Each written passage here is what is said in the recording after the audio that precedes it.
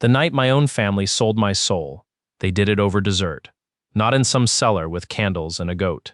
At a gala. Chandeliers, string quartet, 400 of the wealthiest families in the city eating gold-flecked cake off plates worth more than my first car. Magnus Ashcroft, my future father-in-law, the man whose empire I had personally kept alive for 8 years, slid a single sheet of paper across the table between the bread rolls and the second course, and said in the warm voice he used for donors, "Sign this, Rael. It's the only genuinely useful thing you'll ever do for this family." And Seraphine, my fiancée, the woman I'd been engaged to for 3 years, watched from across the room with her hand resting on another man's forearm. She didn't even look guilty. She looked relieved, like I was a bill she'd finally found the money to pay. I'll be honest with you, for about 1.5 seconds I saw red. My jaw locked so hard I felt a molar object. There is a specific flavor of fury reserved for realizing the people you carried on your back have been measuring you for a coffin the whole time, and I tasted every note of it. Then I looked down at the paper, and I almost laughed. Because here's the thing, they never knew about me. I can read contracts. Not the way a lawyer reads them. I mean, I can see them, the true terms. The clauses written in the ink, under the ink, the fine print that even the things that write these documents pretend isn't there. I've been able to do it since I was a child, back when I didn't have a name I was allowed to keep. And the paper Magnus slid across that table was not a business agreement. It was a soul pledge, an infernal transfer of collateral. My soul signed over to close a debt. Their debt. So this is the part where I explain how a man ends up getting auctioned off at his own engagement dinner. And I'll keep it short, because self-pity is a downhill road and the view is terrible. You already know money is real. What you probably don't know is what's underneath it. The truly old families, the Ashcrofts, the Vanes, the 24 dynasties that own the skyline, did not get rich by being clever. They got rich by borrowing. Not from banks, from something that keeps a much older set of books. There's a ledger, capital L, and everything the great families have. The estates, the shipping lanes, the elections they quietly win is leveraged against it, and every loan against the ledger is paid in one currency, souls. Most of the families are careful. They pledge servants, distant cousins, the occasional inconvenient rival. They keep the payments small and the collectors happy, and their own necks off the block. The Ashcrofts historically had been very good at this. Right up until Magnus made a run at a rival dynasty 2 years ago, borrowed against the ledger like a man who thought the bill would never come, and lost. Now the payment was due. A soul delivered tonight, or the entire Ashcroft fortune would come apart like a wet napkin. And they had picked me, which if you knew me only as the family saw me, made a certain cold sense. To them, I was the charity case. The orphan Magnus had generously taken in, engaged to his daughter to keep me grateful and useful. For 8 years, I ran the parts of the empire the family found beneath them. The logistics, the accounts, the ugly negotiations, the disputes that would have bankrupted them if anyone competent hadn't been quietly fixing them at 3 in the morning. I was the man who made the trains run. Nobody thanks the man who makes the trains run. They just get quietly furious when he wants a raise. I had exactly one friend in that house. Tobias. He'd been the family's driver for 40 years, and he was the one who taught a silent, frightened kid how to knot a tie and how to lose at cards on purpose so the person you're conning thinks they're smart. Everyone else in that mansion looked at me and saw a tool. Tobias looked at me and saw a person, which in that family made him a fool, and I loved him for it. So, the gala, the paper, 400 witnesses, my fiancé's hand on Cassian Vane's arm. Cassian, right. I should mention Cassian because he's going to matter. Cassian Vane was the golden boy of the golden families, jaw like a magazine cover, a pact of his own that he name-dropped at every party, and a reputation for effortless power that he'd assembled entirely out of confidence and other people's assumptions. He and Seraphine had grown up together. Everyone always said what a beautiful couple they'd have made, in that pointed way that meant unlike you, Rael. And somewhere in the last year, while I was in the office keeping her father solvent, they'd stopped pretending it was hypothetical. I found out the same night I found out my soul had a price tag. Efficient, really. Magnus tapped the paper again. The quartet kept playing. Somewhere behind me, a woman laughed at a joke. "You're one of us now," Magnus said, which was the single most expensive lie he ever told. And he'd told me thousands. Family sacrifices for family. Sign, and I'll make sure Seraphine remembers you fondly. Remembers, past tense. He was already grieving me, and he wasn't even sad. Here's what I want you to understand about the next thing I did, because everyone always gets it wrong. I did not sign that paper because I was noble. I did not sign it because I was crushed and broken and had given up. I signed it because I'd already read it. And the thing about reading the fine print is that you know exactly what you're getting into. And I'd noticed something on that page that Magnus, in 8 years, had never once bothered to check. The pledge specified a soul. It did not specify whose worth. It just said, the soul of Rael unclaimed, of no lineage. Orphan. Charity case. Worthless. That was the loan they were paying off. A worthless soul, valued at exactly the size of the Ashcroft debt. I picked up the pen. I clicked it once. And in the margin, in the ink that only I could see, I made one small addition. I struck Tobias's name out of a secondary clause I'd spotted, a household forfeiture line that would have dragged the old man down with the estate if things ever went bad. One less person on the ledger they were about to detonate. Then I signed. Big, confident, no tremor. Rael, of no lineage. The instant the pen left the paper, the room changed temperature.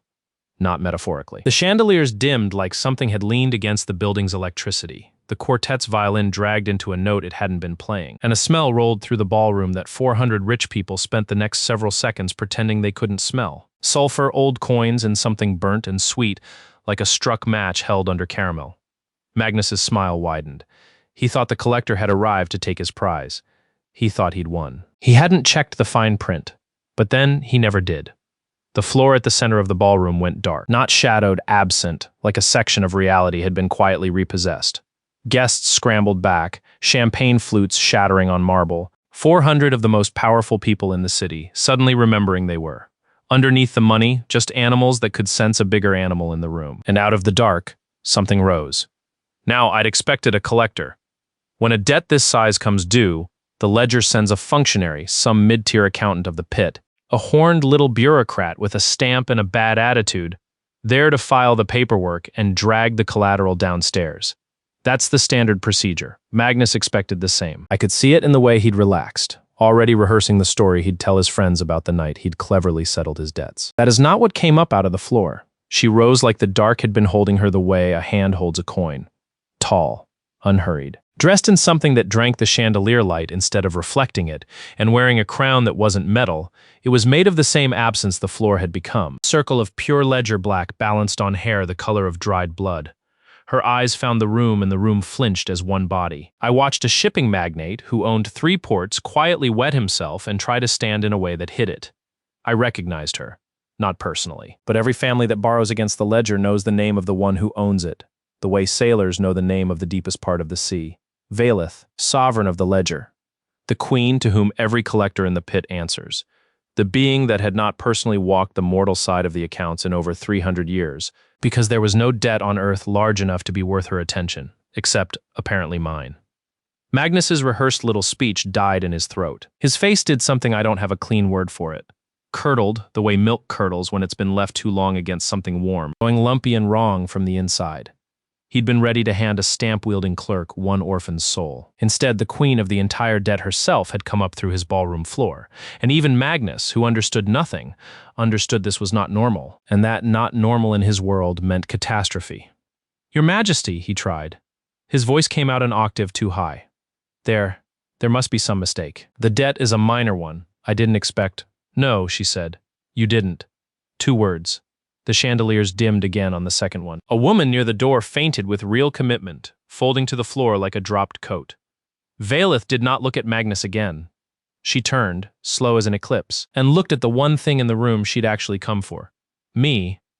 I want to tell you I stood there with cinematic calm. What actually happened is that my survival instinct, which is old and cowardly and has kept me alive through worse rooms than this, quietly stood up and walked out the back of my skull to wait in the car. Somewhere very far away I registered that I had signed my soul over to a being who could unmake me by finding me boring. But I'd read her arrival wrong, and I hate reading things wrong. So I did the thing I always do when I'm terrified. I looked closer, and I saw it. She had a contract too. Everyone does down there. Even the ones at the very top are bound to the thing they rule. It's the ugly joke at the center of the ledger. The sovereign of all debts is herself the largest debtor of all, chained to the accounts she keeps. I could see it on her the way I could see the pledge on the table. A vast, ancient agreement wound around her like a second crown, written in that same ink under ink that only I have ever been able to read, and in the fine print of it. In a clause so old and so deliberately buried that I doubt she'd read it herself in a century. There was a loophole. I filed that away. You don't play the card the second you draw it. Tobias taught me that. Valeth crossed the ballroom. She didn't walk through the crowd. The crowd simply wasn't where she wanted to be. Peeling away from her path like frost off a warming window. She stopped in front of me, close enough that I could see the crown wasn't sitting on her head so much as orbiting it. She looked down at me with an expression I could not read at all, which almost never happens to me. Rael, she said. My name in her mouth sounded like a coin dropped into a very deep well. Of no lineage. That's what it says on the form, I agreed. Behind me, I heard Magnus make a strangled sound at my tone. Across the room, I could feel Seraphine staring. I did not turn around. I had done enough turning around for that family to last me several lifetimes. Valeth tilted her head. She reached out. The whole room inhaled, and she did not touch me. She just held her hand a breath from my chest, over my heart, over the place where the thing they'd sold sat waiting to be collected, and she went still. I've been in a lot of rooms where powerful people suddenly go quiet because they've realized they're not the most dangerous thing present. I know that stillness. This wasn't that. This was the stillness of an appraiser who has picked up what she was told is costume jewelry and felt the weight of a real diamond in her palm. Of no lineage, she repeated, very softly, and now there was something underneath the words. Not anger, something closer to hunger. Is that what they told you? Here's what she was seeing, and what I had spent my whole life pretending not to know. My soul was not worthless. My soul was the single most valuable thing in that ballroom, in that city, arguably on the entire mortal side of the ledger. Because I do not, in fact, come from no lineage. I come from a lineage so old that the current management of the pit has spent an age pretending it never existed, because the alternative is admitting whose chair they're sitting in. But we'll get to that. The point for now is this. Magnus Ashcroft had gone to the ledger to settle a modest debt, and to pay it, he had handed the sovereign of all debts a treasure he could not possibly have valued, marked down to the price of pocket change labeled worthless. He had, in the language of the thing that keeps those books, committed fraud. Colossal, ruinous, cosmic fraud. He'd sold a crown as scrap. He just didn't know it yet. Valeth lowered her hand. When she spoke again, it was not to me. It was to the paper, still lying on the table between the bread rolls, the pledge with my signature drawing on it, and her voice had changed. It had the flat, final quality of a verdict. This contract, she said, is an insult. Magnus flinched like she'd struck him. Your Majesty, I assure you the terms are entirely standard. To me, she said, it is an insult to me. She lifted the pledge off the table. 400 people watched the sovereign of the ledger hold a soul contract up to the dimmed chandelier light, examining it the way you'd examine a check someone had tried to pay you with, written on a napkin, for a fraction of what you were owed. Somewhere in the crowd, the broker moved. I hadn't noticed him before, which is unusual for me. He'd been standing at the edge of the gala the whole night, dressed as a guest, the mid-tier functionary the ledger had originally assigned to this collection, a horned little accountant in a very good suit who'd been sent to stamp the paperwork and take one worthless orphan downstairs. He was the one who'd valued my soul at of no lineage. He was the one who'd filed the paperwork that summoned his own queen up through a ballroom floor to collect it. And he'd just realized what he'd done. His face had gone the specific gray of a man watching his own signature bounce. My queen, he stammered, oiling forward through the crowd, bowing so low his horns nearly scraped the marble. I processed this collection personally. A trivial matter, truly, unworthy of your. You valued this soul, Valeth said, still looking at the paper. At nothing. It, the mortal, is an orphan, my queen, of no lineage. She finally looked at him. I have watched men be looked at by their executioners. This was worse, because there was no anger in it. There was only accounting. You looked at the single richest asset to touch these books in 300 years, and you filed it under nothing, and you drew me up here to collect a debt the size of a house against it. Do you know what that is in my books? The broker's mouth opened. Nothing came out. It's theft, Valeth said. From me, I want to be clear that I did not enjoy watching what happened to that broker. But I did not look away either, because there are lessons you only get to learn once. She didn't raise her hand. She didn't say a word of power. She simply closed the pledge in her fist. My signature, the Ashcroft debt, the whole grubby transaction, and the broker who'd valued me at nothing came apart the same way the paper did, folding inward, going first to smoke and then to a single dark coin that dropped, ringing onto the marble and rolled to a stop against my shoe. The contract was gone, torn up in the most literal sense a contract has ever been torn up. My soul was no longer pledged to anyone. The Ashcroft debt was no longer paid, and 400 of the most powerful families in the city had just watched the sovereign of the ledger personally void a deal and delete the man who'd made it. Over the orphan nobody in that room had ever once looked at twice. You could have heard a napkin fall. Magnus was the color of a bounced check. Seraphine's hand had come off Cassian's arm somewhere in the last minute, and Cassian himself, the golden boy, the man with the famous pact he name-dropped at every party, had gone very carefully expressionless, the way a man does when he suddenly suspects that his own contract, the one he brags about, might be the next thing an interested party decides to actually read. And me? I was still standing at the table, unpledged, uncollected, with a queen's attention on me like a physical weight, and a coin that used to be a demon cooling against my shoe. So, I said, because someone had to say something and everyone else in the room had apparently lost the ability. Does this mean the engagement's off?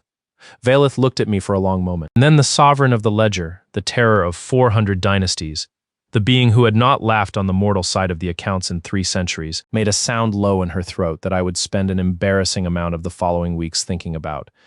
She was amused. Walk with me, she said. It was not a request. But it also, I noticed, was not a collection. Nobody was dragging me anywhere. She turned and walked back toward the dark place in the floor. And after a beat, I picked up the coin, waste not, and I followed her, because the alternative was staying in a ballroom full of people who had just watched their most disposable asset become the most important thing in the room. And I have never in my life resisted the urge to make people uncomfortable.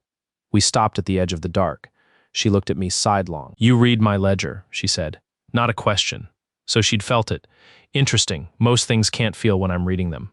You've got a nice one, I said. Very thorough. Somebody's owned you for a very long time. Her jaw tightened, just slightly, the first genuinely readable thing she'd done. Careful.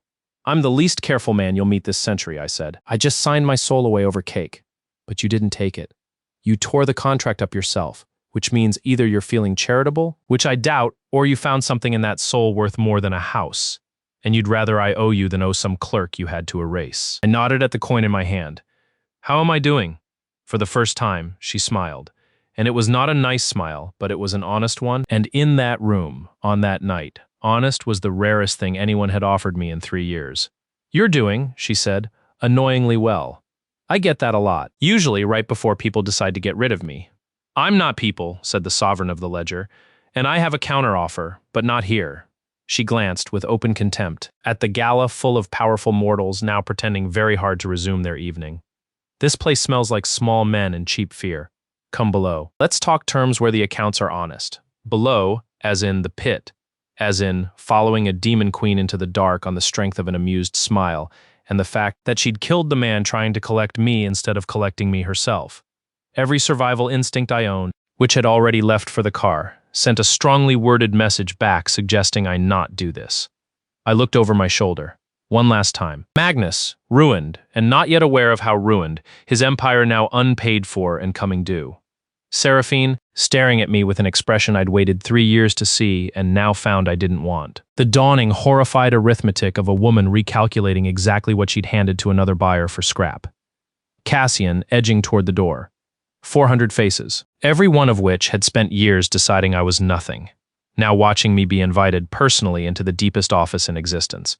I let them all have a good, long look. Then I turned back to Valeth. You said counteroffer, I said. I want to hear it before I agree to anything, and I've got conditions. Of course you do, she said, and there was that low sound again, that not quite laugh. Everyone always thinks they can negotiate with me. I'm not everyone, I said, giving it right back to her. I'm the man who read your fine print. Ask your last clerk how that goes. Her smile widened, all the way this time, and it was a genuinely terrifying thing to be on the receiving end of. And also, I'm not proud of this. It was the first time in 8 years that someone had looked at me like I was worth the trouble. The dark opened. She stepped into it, and I, Rael of no lineage, holding a coin that used to be a demon and a head full of a loophole I hadn't played yet, followed the demon queen down into her ledger to sell her something far more valuable than my soul, my services. Behind me, the chandeliers came back up, and somewhere in the returning light, I heard Seraphine finally say my name. Soft, uncertain, 3 years too late. I didn't turn around. Some doors you only get to walk through once, and I'd been waiting my whole life for this one. The pit was not what the paintings promise. I'd braced for fire and screaming for the whole cheap horror of it. What I got was worse in a way that took me a second to name. It was an office. An immense, cold, beautiful office. We came out of the dark into a hall with no visible ceiling, and the walls weren't walls. They were shelves, ranked away in every direction into the black, and on the shelves were the books, millions of them. Every debt ever taken against the ledger, every soul ever pledged, every family that ever borrowed against something they didn't understand and would spend eternity paying back. The whole engine of the world I came from, filed and alphabetized and quietly earning interest, was the most organized place I had ever seen, and I have organized the accounts of a dynasty. I felt distantly a professional respect, and then I felt disgusted at myself for feeling it. You like it, Velith said, not looking back at me. I can tell. Most mortals come down here and weep. You're doing sums, occupational hazard, I said. Somebody keeps this place running. I know what that costs. I've done it for people who deserved it a lot less than you probably do. She stopped at a desk. Calling it a desk undersells it the way calling the ocean some water undersells it, but that's what it was. A vast black slab with a single open book on it. And the book was writing itself, line after line appearing in that ink under ink as, somewhere in the mortal world, someone struck a bargain they'd regret. She turned to face me, and the orbiting crown threw its absence light across her face. And she folded her arms. The counteroffer, she said. You want it. Here it is. I could take your soul right now. Understand that clearly before you get comfortable. You are at this moment standing unpledged in the one place in creation where I make the rules, and there is no contract stopping me from simply collecting what that idiot upstairs tried to buy for the price of a mortgage. I'd be within my rights. I'd be, frankly, an idiot not to. But, I said. But, she agreed. A taken soul is a spent asset. Once it's in the books, it's collateral. It sits, it earns, and it does nothing else. And you? She looked at me the way she'd looked at me in the ballroom. That appraiser's weight are not a thing I want to file away and forget. You read my ledger. Do you understand how many beings in the history of these accounts have been able to read my ledger? Given how you reacted upstairs, I said, I'm going to guess a real short list. You're the list, she said. You're the entire list, so I'm not going to spend you. I'm going to hire you. I'll admit that landed sideways. Hire, a service pact. Not a soul pledge, I tore that up, and I don't repeat a clerk's mistakes. A bond of service, freely entered. Terms negotiated, both parties named as equals under the ledger. You work for me, you do the thing you do. You read the accounts nobody else can read. You find the clauses my collectors miss. You tell me when someone's cheating my books. In return, your soul stays yours. My protection extends over you, and the little debt hell your former family just detonated by not paying their bill? She smiled. That becomes very much their problem, and not at all yours. I stood there in the office at the bottom of everything, and I ran it, fast. The way Tobias taught me to run a hand of cards. It was a good offer.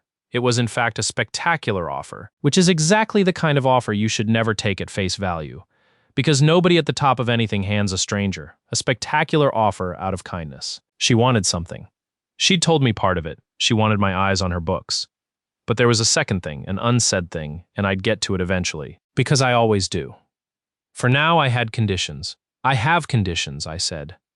Velith's eyebrow rose a fraction. You're in the deepest office in existence, unpledged, negotiating with the being who owns your soul's asking price. And you have conditions. 3 of them, I said. Small ones. You'll barely notice. She gestured at the self-writing book, an amused go on. 1. I held up a finger. There's a man named Tobias. Old human. Drove cars for the Ashcrofts for 40 years and taught a frightened kid how to survive them. When their debt comes due and their whole house comes apart, he doesn't come apart with it. I already struck him out of the forfeiture clause upstairs, but I want it in our pact, in writing, in the ink you and I can both read. Tobias is untouchable off the books entirely. Sentiment, she said, but she said it the way you note a fact, not the way you mock one. She waved a hand. A line wrote itself in the great book. Done. 1 old driver, exempt. 2?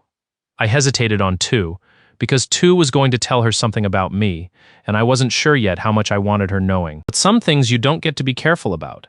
You've got a girl down here, I said. Indentured, half mortal. She's been on your books longer than she's been alive, because some ancestor of hers pledged the bloodline and she inherited the bill. Her name's Ren. I watched Velith's face and got nothing, which meant she knew exactly who I meant. I want her indenture voided. Not transferred, not softened. Gone. Now that got a reaction. She uncrossed her arms. You've never been down here. How do you know about the Ren indenture? I read your ledger, remember? I tapped the side of my head. It's a long walk from the dark to your desk. I had time to browse. That one's ugly, by the way. Whoever structured it should have been erased instead of the last clerk. A child inheriting a debt she never took, paying interest on a promise she never made. That's not even good accounting.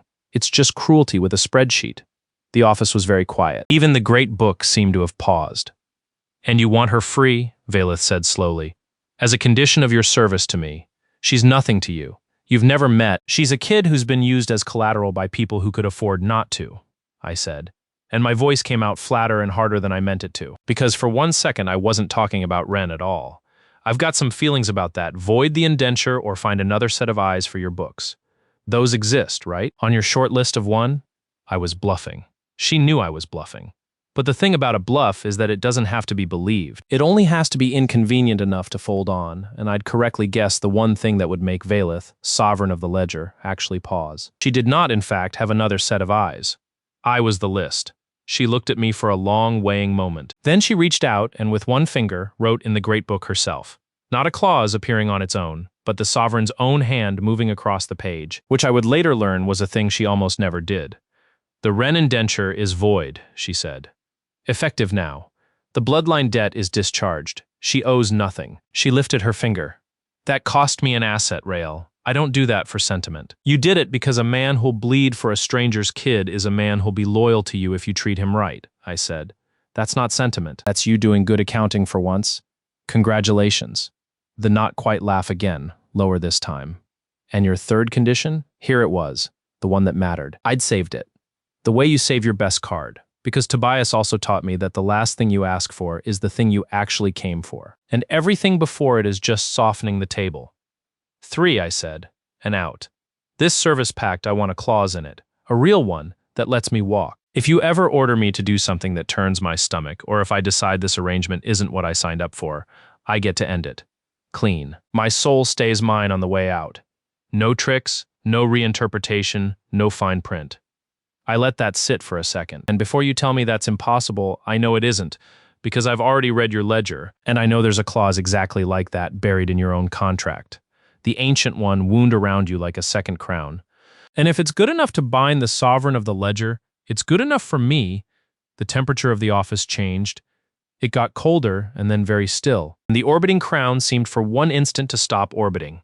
I realized, just told the most powerful being in creation that I had read the fine print of her own chains, and that I knew there was a way out written into them. For a moment, I genuinely thought I'd overplayed it. I thought about the coin in my pocket that used to be a demon. I thought about my survival instinct, still waiting patiently in a car 300 miles above me. And Valeth laughed, actually laughed out loud, a sound that made the books on the nearest shelf shiver, and it wasn't the not-quite laugh from before. It was surprised out of her, real, and it changed her whole face for the half-second it lasted. 300 years, she said, when it faded. 300 years I have kept these accounts, and no collector, no lord, no rival power has ever found that clause. It is the most carefully buried line in existence. I buried it myself. She leaned across the great desk, and the absence light came with her, and up close her eyes were not black at all. They were deep red, banked, like a fire that had been keeping itself alive under ash for a very long time. You found it on your walk from the dark to my desk. I browse fast, I said. My mouth had gone dry. You are going to be, Valeth said very softly, the most useful and most dangerous thing I have ever put on my books. She straightened. Yes, you get your out clause, structured exactly like mine. If either of us ever wishes to end this, we may, cleanly soul intact, no reinterpretation. A pause. It cuts both ways, of course. I get an out too. I'd be insulted if you didn't, I said. Equals under the ledger. You said it yourself, so I did. She turned the great book toward me. Service pact had written itself as we spoke. Every clause I'd argued for laid out plain, and I checked, of course I checked. I read every word of it twice, including the ink under the ink. It was clean, no traps, no hidden forfeiture. A genuinely fair contract, which was so rare in my experience that reading one felt almost indecent. Tobias exempt. Ren free. My out clause, structured just like hers. My soul, mine. You didn't hide anything, I said, and I couldn't quite keep the surprise out of it. You'd have found it, she said simply. There's no point hiding a card from the one man who can see through the table. Do you know how restful that is, Rael? I have spent 300 years surrounded by liars who think they're clever. You can't lie to me. It's the least lonely I've felt since they put me in this chair. She held out a pen. It was black, and it was cold, and it was, I was fairly sure, not made of anything that had ever been alive. Sign, not your soul this time. Just your name, freely given, as an equal. Or use the out clause you just haggled for and walk back into that ballroom and let your former family's collector find you first. Your choice, It's an honest one. Down here they usually are. I looked at the pact. I looked at her. I thought about the ballroom above me and Seraphine saying my name too late, and Magnus curdling, and 8 years of running trains no one thanked me for. And I thought about the second thing she wanted, the unsaid thing, the reason a queen who could spend me chose to hire me instead. And I realized, standing there, that I already half knew what it was, because it was written in the tired banked fire of her eyes, and in the loneliness she'd just admitted to without seeming to notice. She'd admitted it. She didn't just want eyes on her books. She wanted someone who could see the way out of chains, including hers. But that was a card for much later. For now, I took the cold black pen and I signed my name, my real name, big and confident and steady, as an equal, under the ledger, in the deepest office in existence, while a demon queen watched me with banked fire eyes and something that was almost hope. "Welcome to the accounts, Rael," Valeth said. Far above us, in a ballroom emptying of terrified guests, Magnus Ashcroft was learning the first hard lesson of the night, that his debt was still unpaid, that the soul he'd sold had walked out on its own 2 feet, and that when a debt against the ledger goes unsettled, the ledger does not forget. It simply sends someone else. And this time the collector would not be coming for the orphan. He didn't know that yet. He was still telling himself he could fix it. He was already reaching for his phone to call Cassian Vane, to call in favors, to find another soul, any soul, to shove into the hole where mine had been. He had no idea the hole was the least of his problems. I did. I'd read the books on the way down. I knew exactly what was coming for the House of Ashcroft, and for the Golden Boy, and for the woman who'd said my name 3 years too late. And for the first time in my life, I was on the right side of the ledger to watch it happen. My first day on the new job, Valeth took me to a shareholders' meeting. That's not what she called it.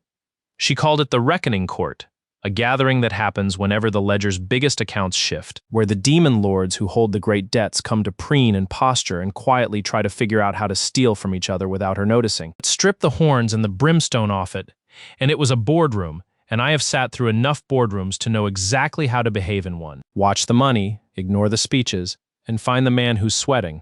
She didn't warn me what she was going to do. She just walked in with me, half a step behind her, crossed a hall the size of a cathedral filled with beings that made the guests at the gala look like frightened rabbits, climbed the dais where a black throne sat waiting, and then, instead of sitting, she gestured to a second seat that had not been there a moment ago, at her right hand. "Sit," she said.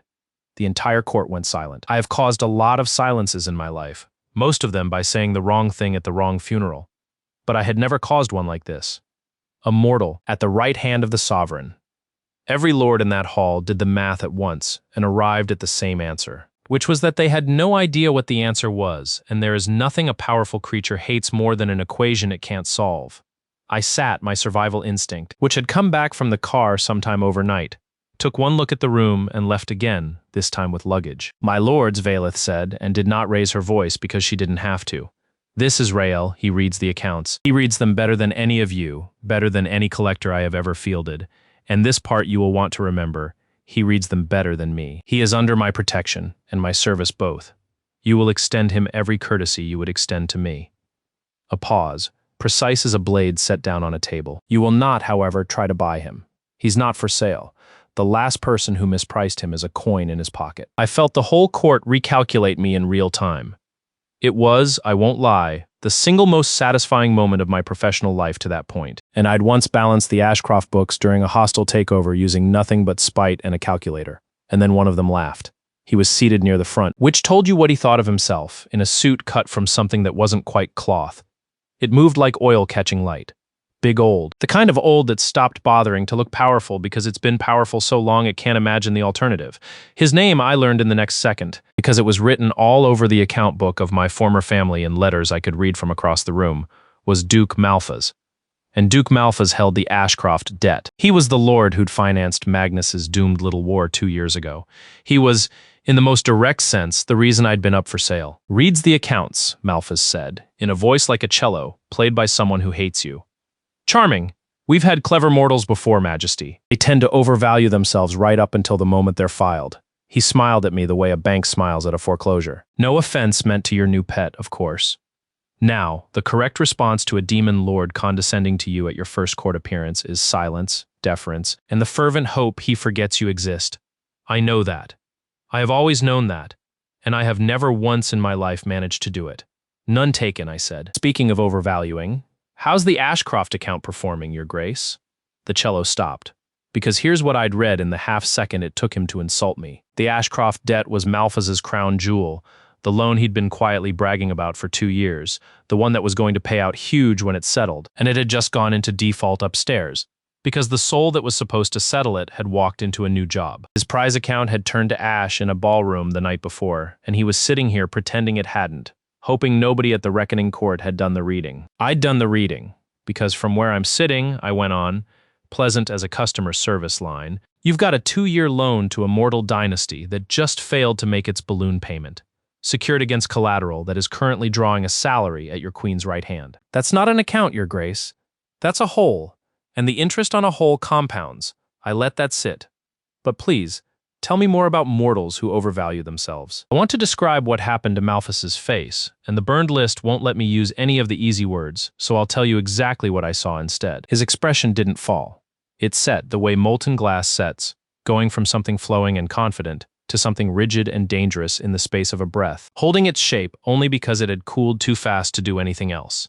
A muscle in his jaw ticked once, and then he smiled again wider, and the smile had teeth in it that hadn't been there before, and I understood that I had just made an enemy old enough to have watched empires I'd only read about rise and rot. Worth it. Veilith beside me said nothing, but when I glanced at her, the banked fire in her eyes had brightened by exactly 1 degree, and one corner of her mouth had done something it was trying very hard to pretend it hadn't. She was pleased. She'd known Malphas would test me. She'd wanted to see what I did. I filed that away too. She was always testing. I'd have to remember that this arrangement had a game inside the game, and that I was not the only one at the table who saved their best card. The court moved on. The lords postured. I sat at the right hand of the sovereign and read every account in the room, and by the time it ended, I knew which 3 lords were skimming, which 2 were about to betray each other, and exactly how much Duke Malphas hated me, which was a great deal, and growing. I did not yet know he was already, that very hour, deciding to buy back the House of Ashcroft. But I'll get to that. First, I need to tell you about Ren. They brought her to me the next day. Day being a mortal word that doesn't mean much in a place with no sky, but I kept a schedule out of stubbornness. A functionary escorted a girl into the reading room Veilith had assigned me, a stone chamber lined with the specific accounts I was cleared to examine, and the functionary said, with the flat distaste of a clerk handling a voided asset, "The discharged indenture, you requested notification." She was maybe 15. Half mortal, which showed in the faint wrongness of her shadow and the way the light didn't fully commit to her. She had the posture of someone who had spent her whole life being small on purpose, and she stood in my doorway looking at me with an expression I recognized instantly because I'd worn it for the first 18 years of my own life. The wary, exhausted look of a person who has learned that when someone powerful takes an interest in you, it is never ever good news. "You're the one," she said, not a question. Her voice was rough, like she didn't use it much. "The one who made them tear up my book." "That's me," I said. "Rael, you must be Ren. Why?" Just that. 1 word and a whole life packed into it. "Why would anyone do this? What do you want? What's the catch? When does it turn bad?" I knew that why. I'd have asked the same one. I could have given her a speech. I didn't. Speeches are for people who want to be thanked, and I've never once been thanked for anything that mattered, so I've lost the taste for it. "Because it was bad accounting," I said instead, and slid a chair out with my foot. "You inherited a debt you never took, which means someone structured a contract to make a child pay interest on a dead person's promise. That's not a real debt. That's cruelty wearing a suit. I don't like it when things are cruel and pretending to be reasonable, so I made them stop." I nodded at the chair. "Sit down, you're free, by the way. Actually free." I read the discharge myself. Twice, including the parts they hide. There's no trick in it. Nobody owns you. You can walk out of here and never come back. She didn't sit. She stared at me like she was reading me the way I read contracts. And maybe in her own half-mortal way she was. "And what do you get?" "Nothing," I said. "That's what free means. If I got something, it'd be a transaction, and then you'd owe me, and then we'd be right back where you started." I shrugged. "Consider it me being petty at the universe. It sold me for the price of a house last night. I'm returning the insult by giving something away for nothing. Drives everyone down here insane. You should see their faces." For the first time, something cracked in the girl's careful blankness. Not a smile, she wasn't there yet. Wouldn't be for a while, but the wariness shifted, just slightly, into something that was trying to decide whether to become trust. "Everyone down here," Ren said slowly, "gets something. That's the only rule. That's the whole place." "Yeah," I said. "I noticed. I'm working on it." She sat down. That was the beginning of the second best thing I did in the pit. Ren, it turned out, had spent her whole indentured life being sent into the deep shelves that even the collectors avoided, filing the accounts nobody wanted to touch, which meant she knew where everything was, knew every locked ledger and sealed debt and quietly buried scandal in the entire archive. A living index of every secret in creation, treated as disposable by everyone who'd ever held her contract. Given a reason to trust me, she became the single most useful ally I had. I'd freed her because it was right. That it also turned out to be the smartest move I made all year was just the universe finally, for once, tipping the odds my way. Meanwhile, upstairs, the House of Ashcroft was learning what default costs. I didn't see the first cracks myself, I was below, learning the accounts. But Ren pulled the records for me, because a defaulted debt against the ledger writes ripples all through the books, and I could read the ripples like tea leaves. Within a day of my walking out of that ballroom, the ledger had issued a formal notice of arrears against the Ashcroft estate. Within 2, the interest had begun to compound in that quiet, patient, terrible way, and the great families of the city, who could all feel a soul debt going bad the way you feel a storm in a bad knee, had begun, very politely, to distance themselves.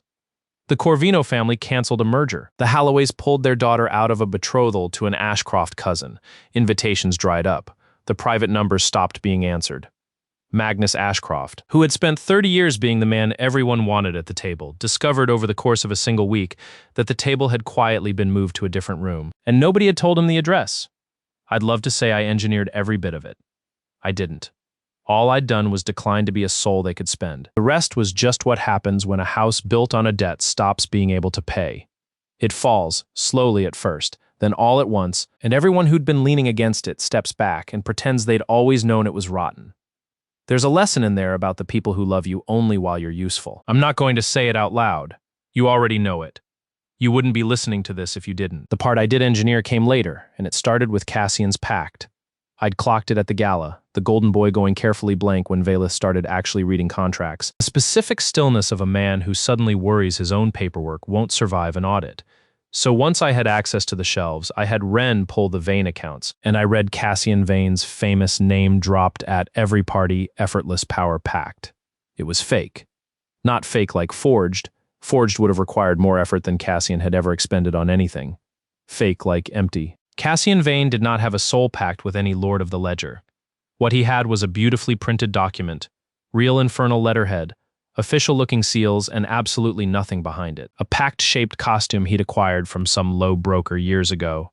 The kind of thing a con man sells to a rich idiot who wants the status of infernal backing without the inconvenience of actually pledging anything. Cassian had been walking around the great families for a decade wearing borrowed menace, and it had worked because nobody at his level could read a contract well enough to notice it was hollow.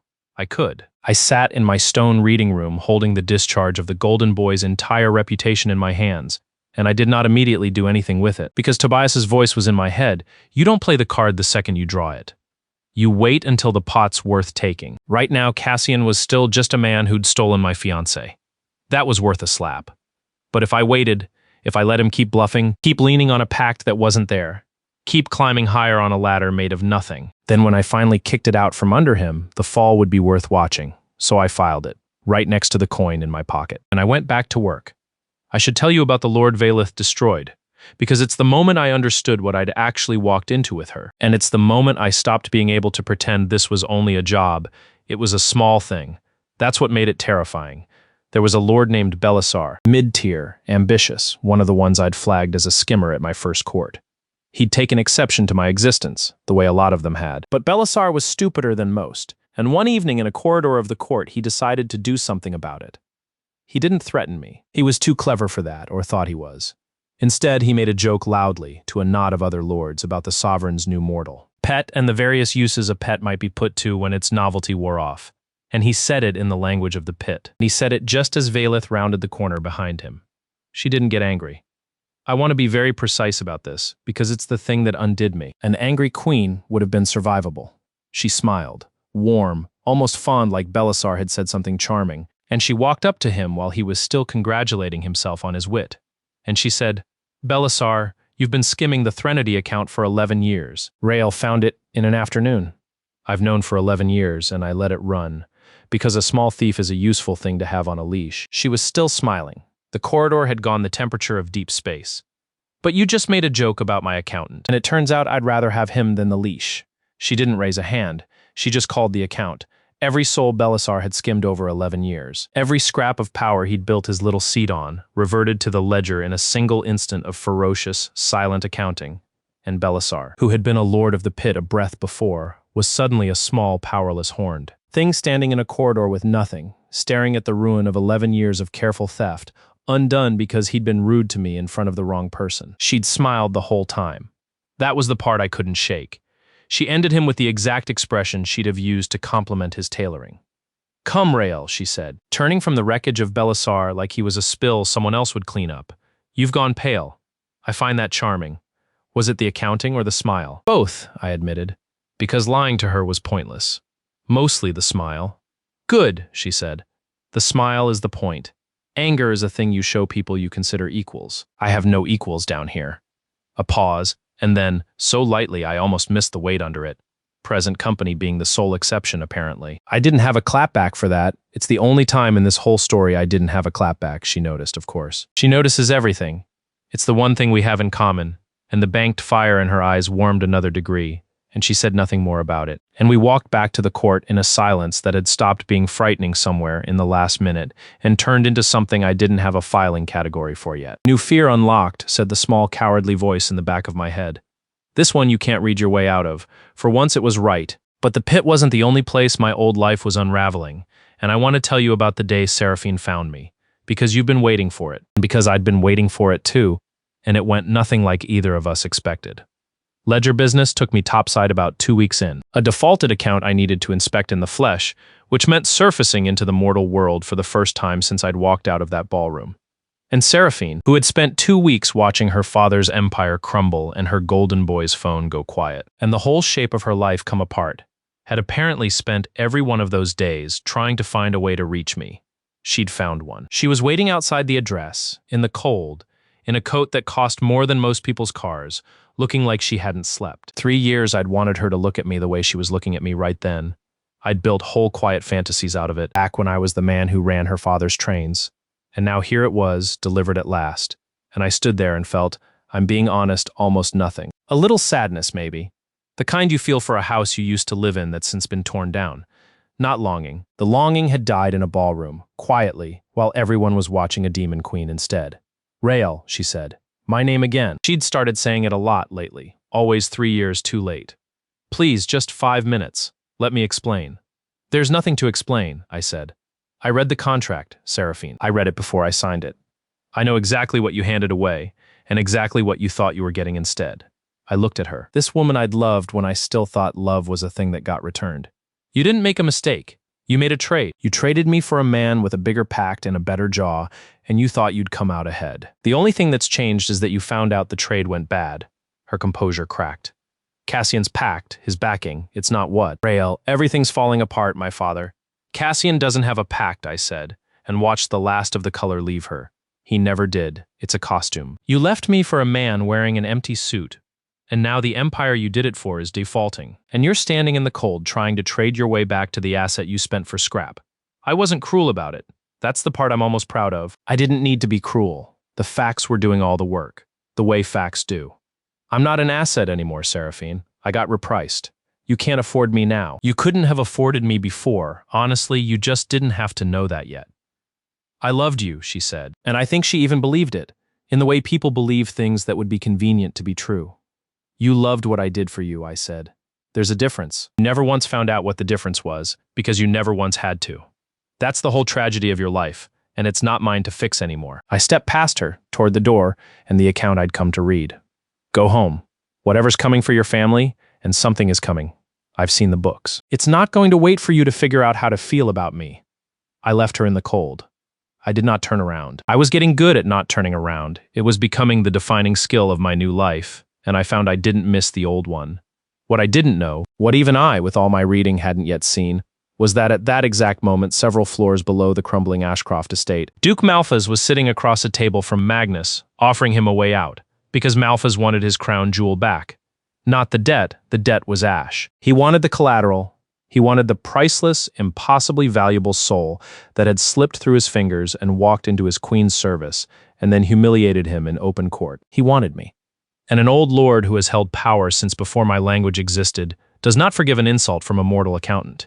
He collects on it. Restore your house, Malthus told Magnus in that cello voice. I'll clear the arrears. I'll make the great families answer their phones again. I'll put the Ashcroft name back at the head of the table, higher than it ever sat. He smiled, and I imagine it had all its teeth. I ask for one thing in return, the soul that got away.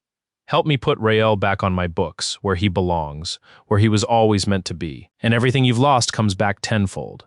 And Magnus Ashcroft, who had never in his life met a devil's bargain he could recognize as one, who had already sold my soul once for the price of a mortgage and learned nothing, looked across the table at the being who had ruined him and saw not the author of his ruin, but the solution to it.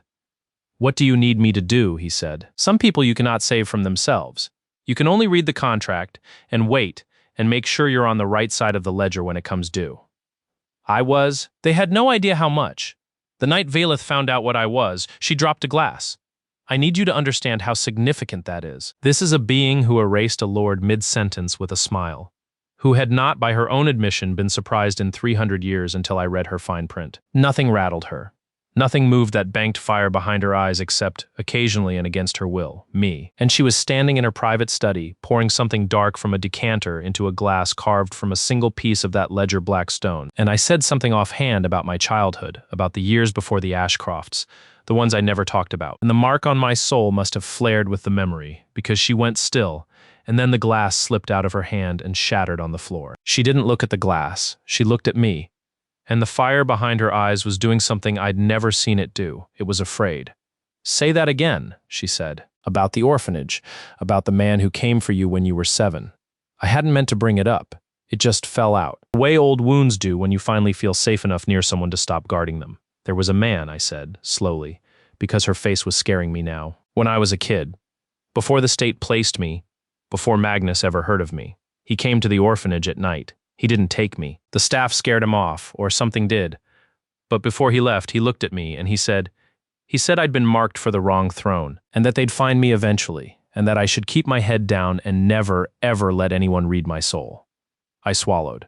So I didn't, for 30 years, until you put your hand over my heart in a ballroom and I couldn't stop you. The shards of the glass on the floor were sublimating, going to smoke, the way everything down here did when it broke. Valeth didn't notice. She crossed the study to me the way she'd crossed the ballroom that first night, not walking through the space so much as deciding to already be there, and she reached out. And this time she did touch me, 2 fingers against my sternum, right over the place where the thing they'd sold sat waiting, and she read it, really read it, all the way down, the way I read contracts. Oh, she said, very quietly. It was the smallest sound I'd ever heard her make. Oh, you poor, dangerous man. You don't even know what you are. I'm getting the sense, I said, and my mouth had gone dry again. That of no lineage was somewhat inaccurate. Of no lineage, she repeated, and laughed. And it was a terrible laugh, cracked down the middle. Rael, you are of the oldest lineage there is, older than me. Older than the lords, older than the ledger I keep. She stepped back and looked at me like she was seeing a thing she'd been told all her life was a myth. There was a throne before all of this. The first throne.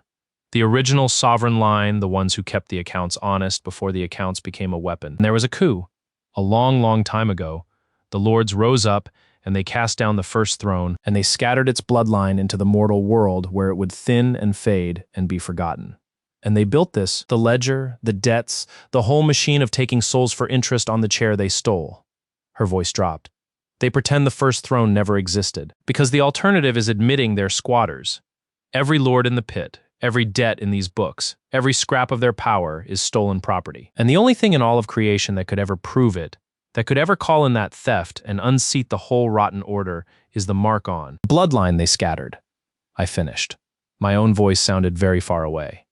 The heir to the throne they overthrew, which is sitting in my study, Valeth said, drinking my wine, having spent his whole life being told he was worth nothing. She pressed the back of her hand briefly to her mouth, and when she lowered it, she had put her face back together. But the fire behind her eyes hadn't calmed. That's why your soul priced out of the shelves. That's why the broker's mistake was cosmic and not merely embarrassing.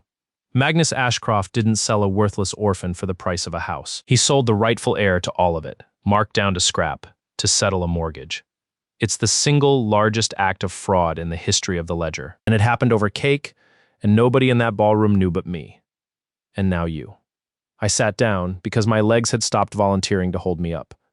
30 years. 30 years of charity case. 30 years of running someone else's trains and being furious that no one thanked me and telling myself the fury was small and petty because surely, a person as ordinary as me had no right to it. And the whole time the fury had been correct.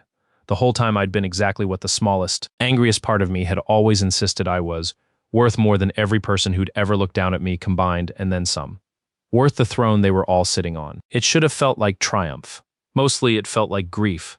There's a specific mourning in finding out that the diminishment you spent your life believing was just how you deserved to be treated, that it was theft, start to finish, and that you'd helped them steal from yourself by agreeing you were worthless. Hey, Valith said, softer than I'd ever heard her. She'd crossed back to me. She crouched, so we were level, which no queen does, which she did. You've gone somewhere ugly, come back. I know that place. I lived there a long time, and that's when she told me her own. I want to do this part carefully, because it's the part where I stopped playing a game against her and started without quite deciding to being on her side. You read the contract wound around me, she said. The ancient one. The chain. You found the loophole in it, your very first night, and you've been holding it ever since like the clever man you are, waiting to see if you'd need it against me. She smiled, and it didn't have teeth in it, and I realized I'd never seen that particular smile from her before. I know you have. I'd have done the same. But you never asked what the contract was. I figured you'd tell me if you wanted me to know. Restraint, she said. From you, I'm touched. She stood and moved to the window that wasn't a window, a pane of dark that looked out onto the endless shelves, and she spoke to the archive instead of to me.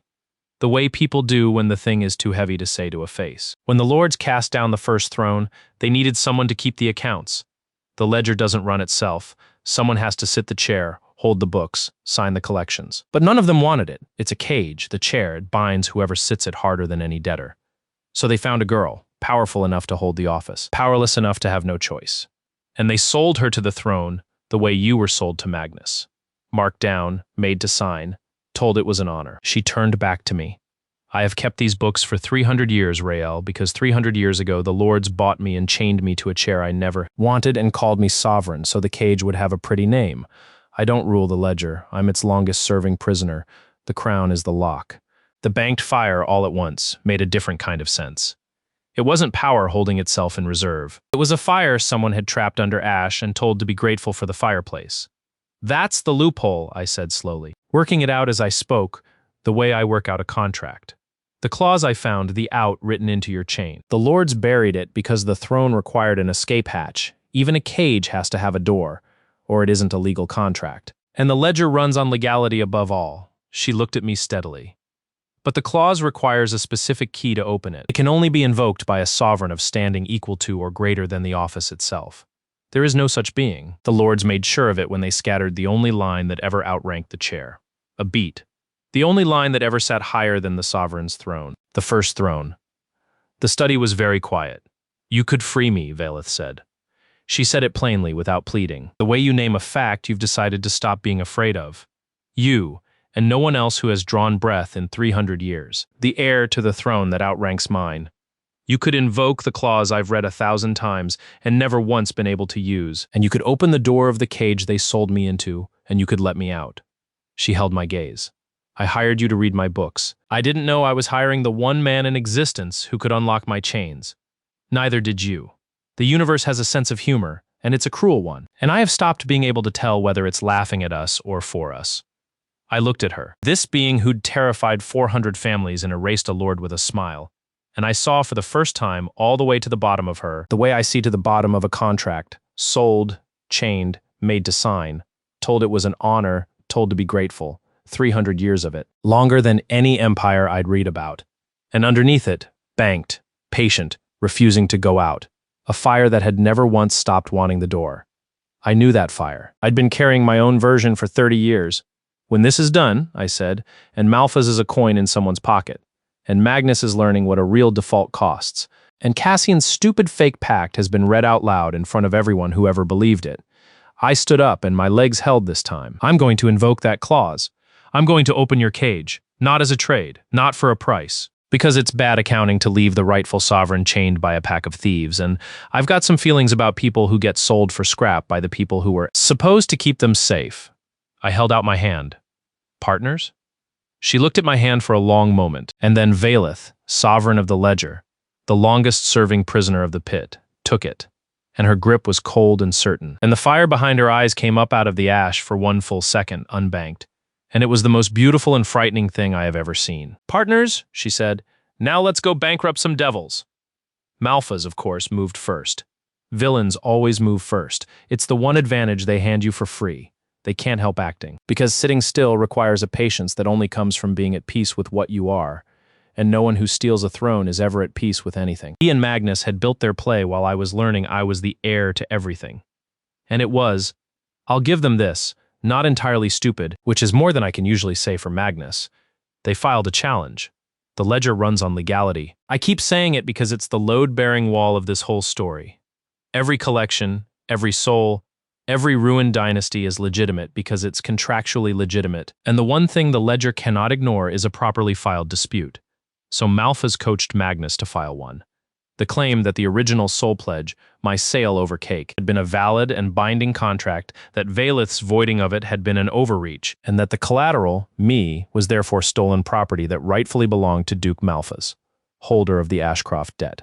It was garbage. I could see 6 holes in it from across the archive, starting with the fact that you cannot legally sell what you don't own, and Magnus never owned my soul. Only his lie about its value.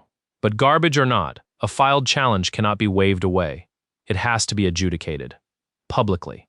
At the reckoning court. In front of every lord of the pit.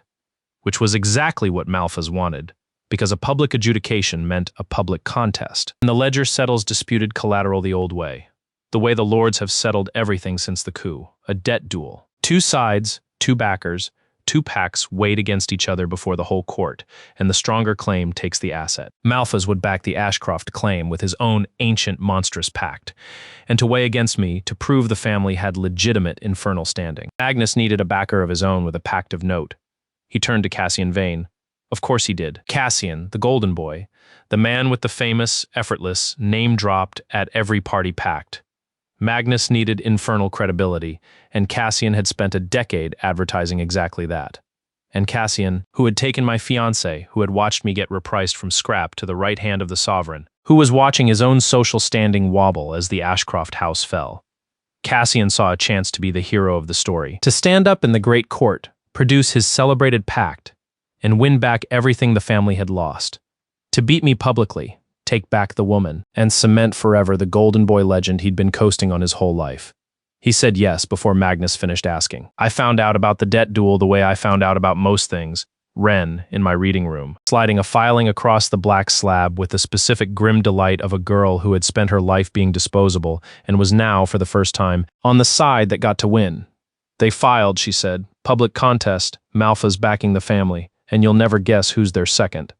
I read the filing. I read the name of the family's backer, and I did something I hadn't done in weeks. I smiled all the way, like Valeth. Cassian Vane, I said. They're going to put Cassian's pact on the scale, in open court, in front of every lord in the pit. Is that bad? Ren asked, watching my face. You've got the look. It's either very bad or very good, and I can't tell yet. Ren, I said, do you remember the account you pulled for me 2 weeks ago? The Vane pact? Her eyes went wide as it landed. Because Ren had pulled it, Ren knew. She'd read it with me or watched me read it, and she knew exactly what Cassian Vane was about to walk into open court and place on the sovereign's own scale in front of every being that had ever believed his legend. It's empty, she breathed. His pact is empty. There's nothing behind it. There's nothing behind it, I agreed. And they're going to weigh it against Malphas's. And Malphas is going to assume his own ally has real backing. Because even Malphas can't read a contract well enough to know it's hollow. Nobody can. Nobody in that entire court can read a pact down to the ink under the ink. I stood up except one accountant. Who they mispriced. Who they sold for scrap. Who is going to be standing right there when Cassian Vane produces the empty suit he's been wearing for 10 years and lays it on a scale that cannot be lied to. I want to tell you the debt duel took cunning. It didn't. That's the beautiful part. All I had to do was let it happen. Tobias's lesson one more time. You don't have to beat a bluffer. You just have to make him show the cards. The reckoning court convened for the duel 3 days later, and the whole pit came to watch, because a public contest over disputed collateral hadn't happened in over a century, and the collateral in. Question was the mortal who'd humiliated Duke Malphas at his own court. The cathedral hall was packed to its impossible ceiling with lords and functionaries and things I didn't have names for. Valeth sat at the black throne. I sat at her right hand, where I'd learned to sit like it was mine, because increasingly it felt like it was. And on the floor below us, the two sides assembled. Malphas, vast and oiled and certain, backing the claim of a ruined mortal family. Magnus beside him, wearing his best suit and his best lie, looking up at me with a hatred so pure it was almost admirable. Seraphine, because Malphas had wanted the family present in full to sell the story. Standing pale at her father's shoulder, unable to look at me and unable to look away. And Cassian Vane, golden and glorious, stepping forward to serve as the family's backer, holding a scroll, his famous pact, in its beautiful case with its official seals, the way a man holds a winning hand he's been waiting his whole life to play. By the old law, Valeth said, and her voice filled the cathedral without effort.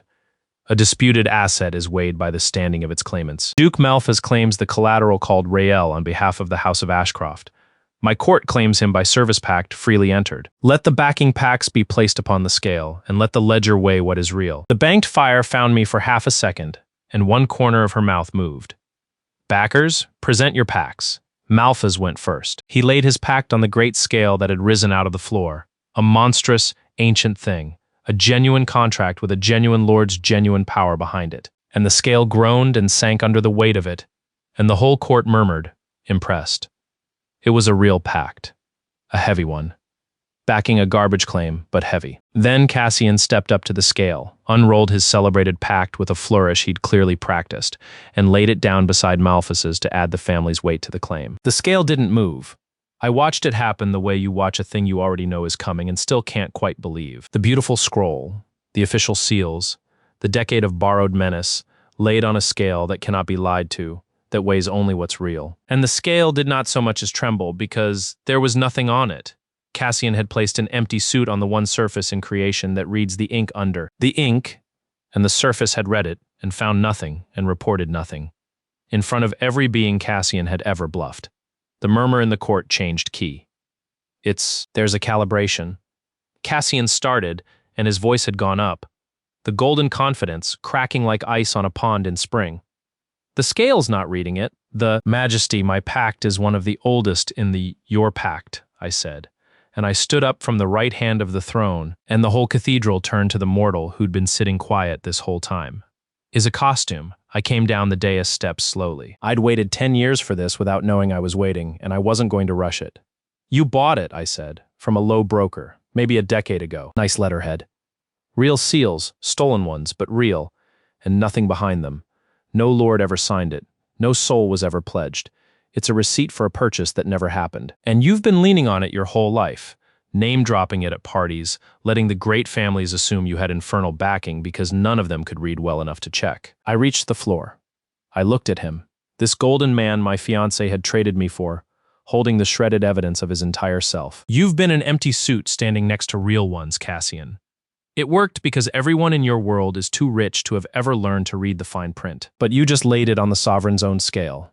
And the scale, I gestured at the thing, still and level and merciless, reads everything. I have never watched a person's whole life collapse in real time before, and I hope I don't have to again, because it was somehow worse to enjoy than I'd expected. Cassian's face didn't fall, it hollowed, the color and the confidence draining out of it from the inside, leaving something loose and stunned, a mask with nobody behind it, which was fitting because that's what he'd always been. He looked at the scale, he looked at the court full of lords who had believed him for a decade and were now, as one, recalculating exactly how much they'd deferred to a man with nothing. He looked at Seraphine, who was staring at him with a dawning horror that had a very specific shape. The horror of a woman realizing she had left a man with everything for a man with nothing, and had done it publicly, and could never take it back. You, Cassian said. To me, it was all he had. You, me, I agreed. The scrap. The charity case. The one who could always read the fine print, back when nobody thought that was worth anything. I turned my back on him, which is the rudest thing you can do to a proud man, and started back up the dais. Your claim's got no backing, Duke Malphas. Your second is a fraud. And your whole case rests on the argument that a valid contract sold me to your books. I climbed to the right hand of the throne and turned to face the court. And I let the mark on my soul, the one I'd hidden for 30 years, come up to the surface for the first time in front of every lord in the pit. The cathedral went silent in a way even Valeth's silences hadn't managed, because they could all feel it. The mark of the first throne, the line they'd scattered, the air they'd spent an age pretending was a myth, standing at the right hand of the sovereign they'd chained, lit up like a verdict. "You want to argue?" I said. Into that silence, that a contract validly sold this soul to your books. Let's talk about that contract. Let's talk about what it actually sold. And to whom? And by what right? Because I've read it, Your Grace. I've read all of it, including the parts that prove every account in this room is stolen property. Duke Malphas, oldest and proudest of the lords, looked at the mark on my soul, and I watched the certainty go out of him at last. Not molten glass setting this time, but something colder. The specific stillness of an old thief who has just recognized the owner of everything he's ever stolen, walking in through a door he thought he'd sealed forever. He'd wanted to put the heir to the first throne back on his books. He just handed him a public court, a filed challenge, and a scale that reads everything. "Oh," said Duke Malphas very quietly. The same small word Valeth had said in her study. The word powerful things say when they finally understand. And beside me, the sovereign of the ledger, the prisoner, the fire under the ash, my partner, began, for the first time in 300 years, to smile like a woman who could see the door. Here is the thing about a system built entirely on legality. It can be destroyed entirely by legality. You just have to read better than the people who wrote it. I stood at the right hand of the throne, in front of every lord in the pit, with the mark of the first throne lit up on my soul and a filed challenge already on the record. And I did the only thing a system like this cannot survive. I filed a bigger claim. Duke Malphas has filed a dispute over collateral, I said. My voice didn't fill the cathedral the way Valeth's did. I'm immortal. I don't get the acoustics. But the silence did the work for me, carrying every word into the far dark of the shelves. The ledger is bound to adjudicate it. Fine, let's adjudicate it. But a dispute over collateral gets settled by standing. The higher claim takes the asset. That's the law, your law, the one you built the whole machine on. I let that settle. So before we weigh whether I belong to Malphas's books, let's establish standing. Let's find out on the record. Who in this room actually outranks whom? Malphas saw it coming. Old thieves always see the door open 1 second before the light hits them. This is theater, he said, and the cello had a crack running through it now. Majesty, the mortal is grandstanding. He has the mark, Valeth said. Mild, pleasant. The exact tone she'd used right before she erased Belisar. You saw it. The whole court saw it. Are you disputing what the ledger itself can read, Duke Malphas? Because I'd be delighted to weigh your eyesight against my scale. Malphas shut his mouth. I kept going, because a cascade only works if you don't give it time to catch its breath. The ledger runs on debts. Every account in this room is a debt owed and collateral pledged. And there is one debt in these books older than all the others, older than the Ashcroft mortgage, older than Malphas's Pax, older than the chair the sovereign sits, the founding debt, the first one. I looked out over the assembled lords of the pit, the whole aristocracy of stolen souls. 300 years ago, a coup cast down the first throne, seized the accounts, and built everything you have on the chair they took. And here's the part they never wrote down, because they were thieves and not accountants. You can steal a throne. You cannot steal it for free. The moment the lords seized the first throne's assets, they incurred a debt against it, the largest debt in the history of the ledger. And they have never made a single payment on it because they scattered the only line that could ever call it in. I let the mark on my soul flare one more time. Call it in, I said. I'm invoking the founding debt. On the record, standing, heir to the first throne, the throne this entire order is collateralized against. Every account in this room, every pact, every soul, every scrap of power any of you hold is pledged against a debt you owe me. And it's 300 years past due. I have started a lot of fires in my life. Most of them small, most of them by accident, most of them in rooms I then had to leave quickly. I had never started one like this. The cascade went through the reckoning court like a match dropped in a room that had been soaked in oil for 3 centuries and forgotten it was flammable. Because the books don't lie. That's the whole horror of the machine the lords built. They made a system that adjudicates only truth, that weighs only what's real, that cannot be argued with or bribed or bluffed. And they did it because it made them unbeatable as long as they held the biggest truth. But I held a bigger one. And the instant I filed it, the ledger, bound to its own legality, unable to ignore a properly filed founding claim from a claimant of standing, began all on its own with no help from me or Valeth to do the accounting. Every stolen account in the pit lit up as arrears. You could see it happen. Across the cathedral, lord after lord after lord, the power they'd held for centuries suddenly reclassified in the books above their heads from asset to liability, from holdings to debt, from mine to owed. Some of them felt it as it hit. I watched a lord near the back go from vast and terrible to small and hunted in. The space between one breath and the next, his centuries of collected souls abruptly reclassified as collateral against a debt he'd never known he carried. Some of them ran, which is genuinely the funniest thing a demon lord can do, because there is nowhere to run inside the books that are foreclosing on you. And Duke Malphas, oldest and proudest, holder of the heaviest pact in the room, the architect of my ruin, and the ringleader of the whole usurper faction, Malphas felt the biggest arrears of all land on his account, because he'd taken the most, and the ledger doesn't grade on effort. He did the one thing left to a creature like him. He stopped pretending to respect the law and reached for force. Enough, Malphas said, and the cello was gone, replaced by something that had been waiting under it for 300 years. The raw, old, monstrous thing the suit had always been hiding. He grew. The oilcloth suit came apart as the shape underneath it stopped bothering to be a shape a mortal could look at, and the cathedral filled with a pressure like the bottom of the deepest sea. And the lords who hadn't already been foreclosed on flinched back from their own ringleader. You think the books protect you, boy? The books are ink. I predate ink. I cast down the first throne with these hands, and I will scatter its last little heir the same way, and let the accounting sort out the ash. He came at me. I'd like to tell you I stood my ground with the cold poise of the rightful heir to everything. What actually happened is that every cowardly instinct I own, ones that had kept me alive through worse rooms than this, screamed as one, and I very nearly filed for a new body. A being that had personally overthrown a throne 3 centuries ago was coming across a cathedral floor to unmake me. And I am, underneath all the reading and the clapbacks, a man who runs the accounts. I don't fight monsters. I audit them, which is exactly why I never had to lift a hand, because I'd read Malphas's pact, the heavy one, the one he'd laid so proudly on the scale an hour ago to back the Ashcroft claim, his ancient, monstrous, load-bearing contract, the source of everything he was. I'd read it the moment it hit the scale, the way I read everything, all the way down to the ink under the ink. And a contract that old, written by thieves in a hurry 300 years ago, has a flaw in it that no one has ever been able to exploit. Because no one has ever been able to read it? I could read it.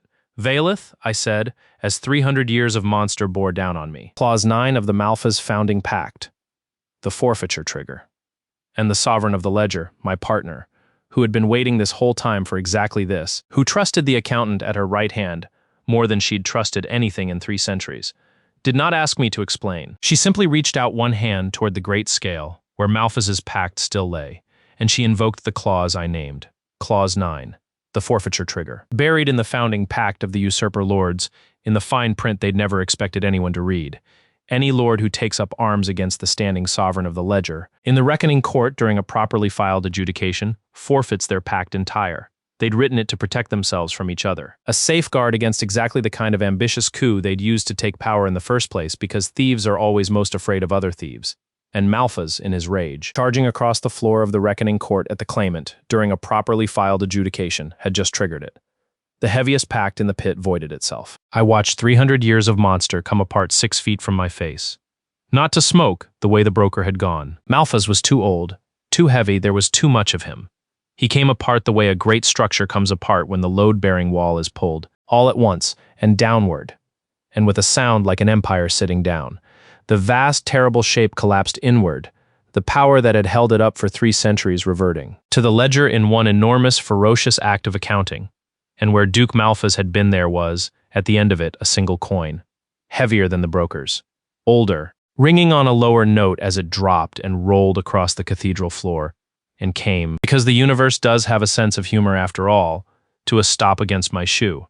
I picked it up. Waste not. 2, I said to the silent court, and pocketed the Duke. And then the cascade really got going, because a founding claim, once filed, doesn't stop to check whether you're ready. It just reads, account after account, all through the cathedral, all through the shelves beyond it. The ledger did the accounting the lords had spent 3 centuries hoping no one would ever force it to do, and the aristocracy of the pit discovered in the space of a few minutes exactly what they'd built, which was a very long fall with a legally binding floor. Some of them tried to be clever about it. Clever is the reflex of a certain kind of powerful thing, right up until clever is the exact rope it hangs itself with. A lord near the front ossuary, thin and gray and precise. The pit's great legalist, the one who drafted half the contracts in the room, stood up out of the panic and produced from somewhere in his robes a counterfiling. He'd written it in real time, watching me file mine, because Oswar had spent his whole existence winning on paperwork and could not conceive of losing on it. The founding claim is defective, he announced, and his voice had the dry confidence of a creature who has never once been the least prepared person in a room. Standing requires an unbroken line of succession. The first throne's line was scattered. Broken. A scattered line cannot inherit. I moved to dismiss. It was a good argument. It was genuinely the best argument available. And Oswar handed me his counter-filing across the floor, with the small, cold smile of a man laying down a trump. I read it before it finished leaving his hand. All of it. Including the ink under the ink. Nice, I said. Really? That's the correct objection. Unbroken succession, scattered line, can't inherit. If that held, you'd have me. I turned his own filing over in my hands. One problem, Oswar. You wrote the first throne's line was scattered by lawful act of the Council of Lords. You put it in writing just now. To beat me. I looked up at him. You just entered into the official record of the Reckoning Court. Signed admission that the Lords took a deliberate, coordinated action against the first throne. That's not a defense against my claim. That's a confession of the theft my claim is calling in. You didn't dismiss the founding debt, Your Grace. You notarized it. I have watched a great many clever creatures realize they have outthought themselves. Oswar's face didn't drop, because a legalist's face never drops. It recalculates. I watched him recalculate, at speed, all the way to the bottom of the page he'd written, and arrive at the place where his own signature sat under his own confession, and understand that he had, in his eagerness to be the smartest thing in the room, personally signed the evidence that foreclosed him. Gray of him went a shade grayer, like a document left too long in the sun. His account went into arrears while he was still holding the pen. File that, I told the court, and dropped his own filing back on the floor at his feet. It's Exhibit 1. That was the last time anyone tried to be clever. After that, they tried the two things frightened, powerful creatures always try, which are running and buying. The running was undignified. There is nowhere to run inside the books that are foreclosing on you. I keep saying that too, and it kept being true. But a lord named Kesh tried anyway. A big brawling thing that had never once solved a problem it couldn't step on, and it bolted for the deep shelves the moment its account lit up red. It made it about 40 feet. You cannot outrun an accounting. The arrears simply are wherever you are, because they're written above your name and your name comes with you. Kesh got 3 shelves into the dark, and its collected centuries of power reverted to the ledger mid-stride, and the thing that had terrorized a whole quadrant of the mortal world for an age came. Apart between 2 rows of debt books, with a sound like a filing cabinet falling down a stairwell. And then there was another coin, ringing on the stone, rolling back out of the dark to join the others. I didn't pocket that one. 3's greedy. The buying was worse, because it came dressed as friendship. A lord named Vantis, smooth, quick, the kind of creature that has never held a conviction it couldn't sell, came gliding up to the base of the dais the instant it read the wind, and it did not beg, and it did not run. It offered. My lord heir, Vantis said, and the title rolled off it like it had been practicing. You'll need to know where the bodies are buried, running a pit this size. Malphas wasn't alone. There were 11 of us in the inner faction. I can name them. I can give you the sealed accounts, the private pacts, every scheme still in motion. I was always uneasy with the old ways. Ask anyone. I only went along to survive. Take me on, spare my account. I'll sell you every one of them by dawn. It smiled, warm and quick and utterly empty. Everyone needs a man who knows the room. I looked at Vantis for a moment. It was in its way the exact offer Malphas had made Magnus, and the exact offer the great families had been making each other for 300 years. Betray the ones beside you, buy your own survival, sell whoever's cheapest. The whole machine ran on it. It was the single most fluent language in the pit. Here's the thing about a man who knows the room, I said. He always ends up selling the room. That's the only skill he has. You'd sell the 11 to me tonight, and you'd sell me to the next heir who walked in the door, and you'd feel clever about both. Right up until the accounting caught you the way it's catching you now. I shook my head. I'm not buying people, Vantis. I said that in front of the whole court, and I meant it. That's the entire difference between me and the chair I'm standing next to. Your account's foreclosed like everyone else's, and your souls are your own like everyone else's. And you can spend your very long future being exactly what you offered to be tonight. A thing that knows the room and has no place in it. Sit down. Vantis sat down. Its account went red. And every other lord in that cathedral who had been quietly composing its own version of Vantis's offer closed its mouth, because I'd just read the pit's mother tongue out loud and declined to speak it. And there is nothing that frightens a room full of traitors more than someone who genuinely won't. Take the deal. There was one lord I didn't foreclose. I want that on the record too, because it matters. And because Valith raised an eyebrow at it, and I owe you the reason. Near the back, quiet through the whole cascade, was a lord called Moreno, old, worn, holder of a single modest account it had kept clean for centuries. When the founding claim rolled through, Moreno's account didn't go red. It went clear because Moreno, alone in that whole cathedral of thieves, had never taken a soul it hadn't honestly lent against, never structured a cruelty into a contract, never inherited a scrap of the stolen throne's assets. It had just kept its small, honest books in the corner while the great lords got rich on theft, and been mocked for it, for centuries, as a fool with no ambition. Your account's clean, I told it, and the whole court turned to stare, because clean was a word most of them had never heard applied to anyone. You lent honest and collected honest for 300 years while everyone around you got rich stealing. The founding claim doesn't touch you because you never touched what they stole. I nodded at it. You're going to help Ren rebuild the books. You already know how to keep them clean. Turns out that was never the fool's move. It was just the only one that survives an audit. Moreno looked at me like I'd handed it something it had stopped hoping for around the time my language was invented. It didn't say anything. It just inclined its head. Once, and I understood that in a pit full of coins to be, I just found my second honest employee. And that honest employees are the only asset that never depreciates. So, that was the cascade. An hour of accounting, 3 centuries of theft, one clever legalist who notarized his own crime, one runner, one salesman, one honest fool vindicated, and a floor slowly filling with coins that used to be lords. The aristocracy of the pit foreclosed by its own law, read out of business by the mortal it had valued at nothing. Now, the family. I hadn't forgotten them. I'd been saving them the way you save the small stuff for last. Because after a monster the size of Malfa's, the ruin of Magnus Ashcroft was going to be almost relaxing. They were still on the cathedral floor where the duel had left them. Magnus, Seraphine, Cassian, the wreckage of the golden family that had sold me over cake. Cassian had already been hollowed out by the scale, but Magnus and Seraphine were only now understanding the shape of the thing that was foreclosing on the entire pit, and understanding that they were inside it because the Ashcroft debt was still on the books. Unpaid. In arrears.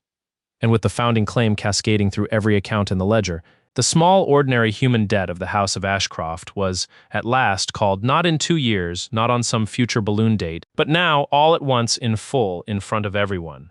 The Ashcroft account is due, Valith said, and she didn't need the scale for this one. A mortgage is beneath a scale.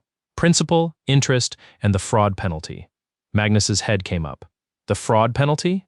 You sold the heir to the first throne, I said. Labeled as an orphan of no lineage, marked down to the price of a house to settle a mortgage. I came down the dais steps toward the man who'd told me for 8 years that I was family. That's not a bad trade, Magnus. That's the largest act of fraud in the history of these books. You didn't just fail to pay your debt. You tried to pay it with stolen property you'd valued at a rounding error.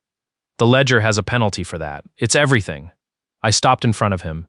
The estate, the name, the lanes and the ports and the elections you quietly win. Every asset the House of Ashcroft ever pledged against the ledger, which is all of them. Because that's how your family got rich in the first place. Called. Now. In full. I watched Magnus Ashcroft's entire life reclassify above his head the way the lords had. 30 years of empire going in the books from holdings to arrears to seized in the time it takes to read this sentence. He didn't come apart to smoke or coin. The ruin of a mortal isn't erasure. It's worse, because he had to keep existing inside it. He simply became, in the space of a minute, exactly what he'd always been underneath the money. A small, aging, frightened man who had gambled things he didn't understand against a house he couldn't cover, and lost, and would spend the rest of his mortal life understanding it. And Seraphine. Here's the part I hadn't told you, because I was saving it, and because Seraphine had spent this whole story being 3 years too late, and I wanted you to feel the last one land. When the Ashcroft debt was called in full, the accounting reached for every asset the family had ever pledged. And 3 years ago, to secure a loan for her father, back when she still thought of herself as the clever one, Seraphine Ashcroft had quietly pledged a piece of collateral of her own soul debt. A small one, the kind you take when you're certain you'll never have to pay, because you're certain the family will always be rich, because you're certain you're on the winning side of every ledger you'll ever sign. The certainty had been the collateral, and the certainty was gone. She felt it land. I watched her feel it.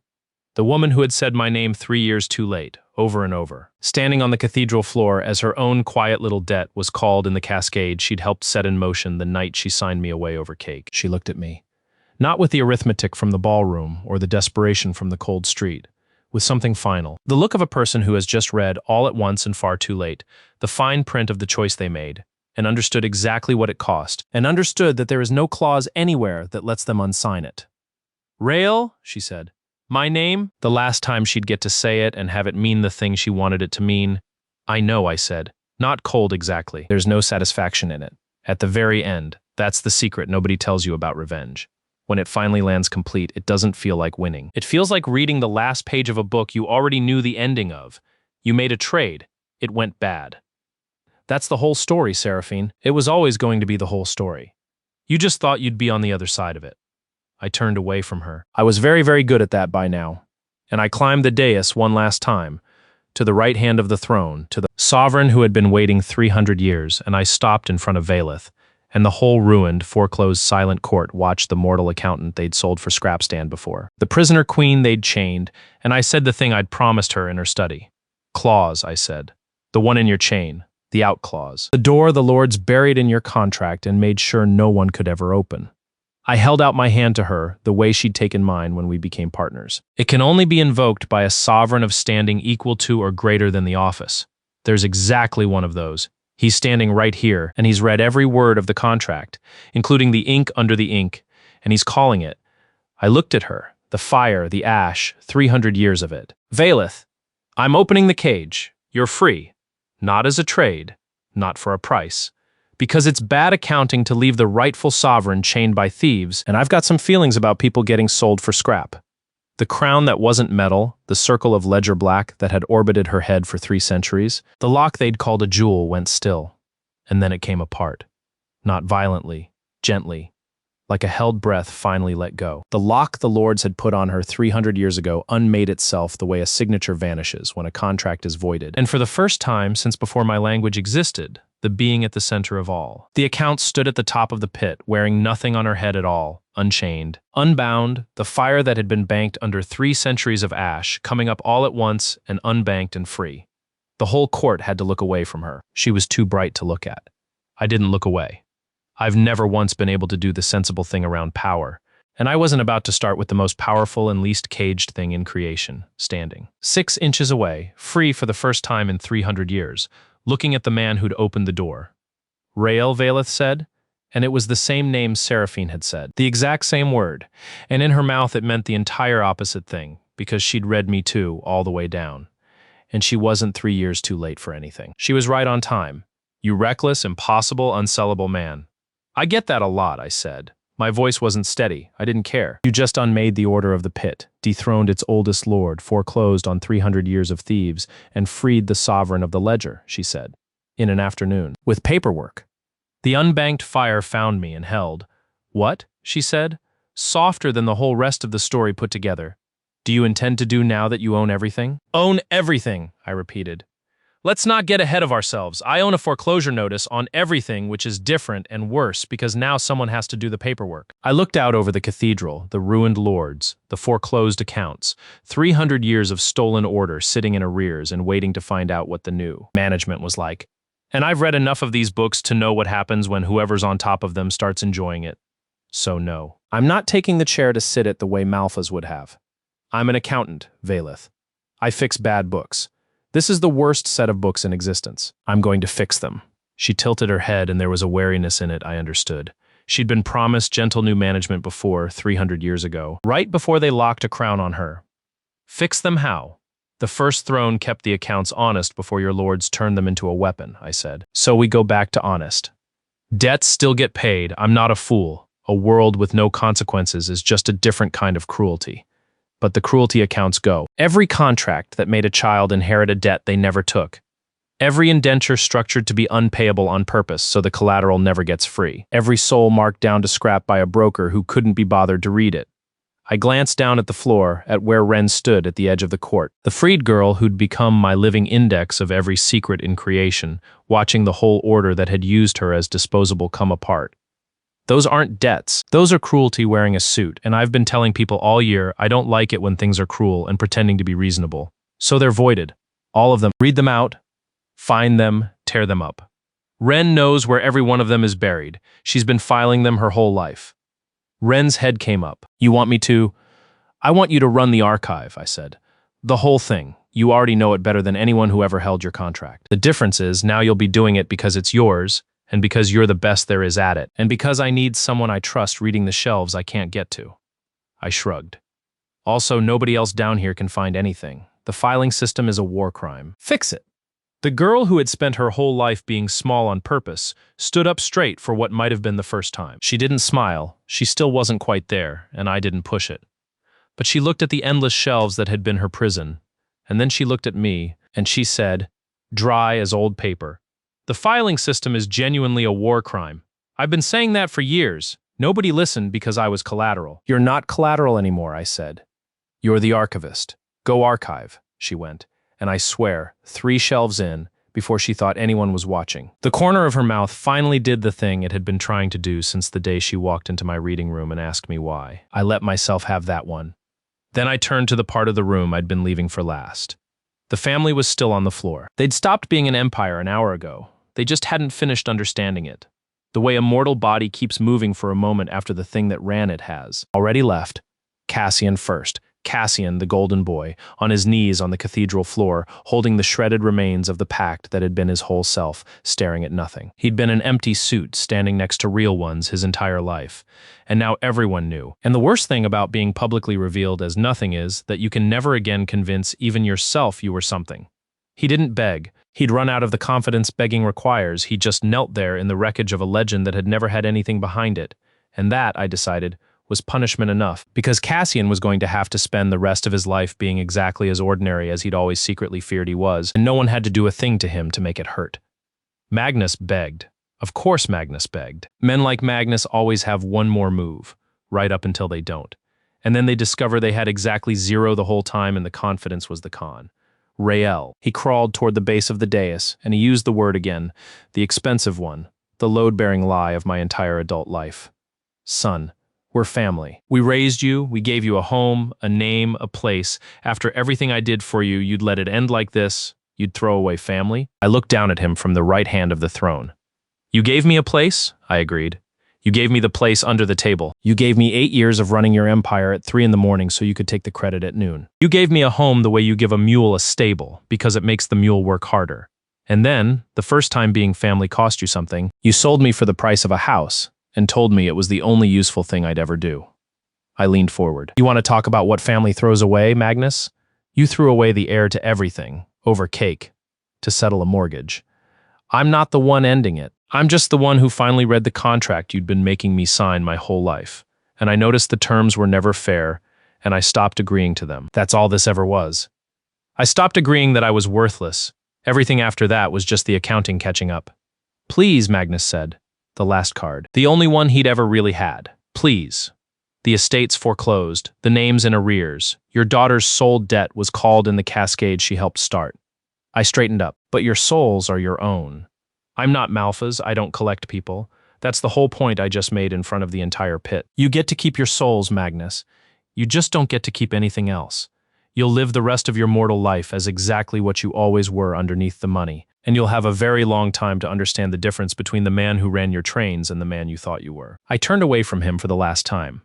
That's not cruelty pretending to be reasonable. That's just the bill.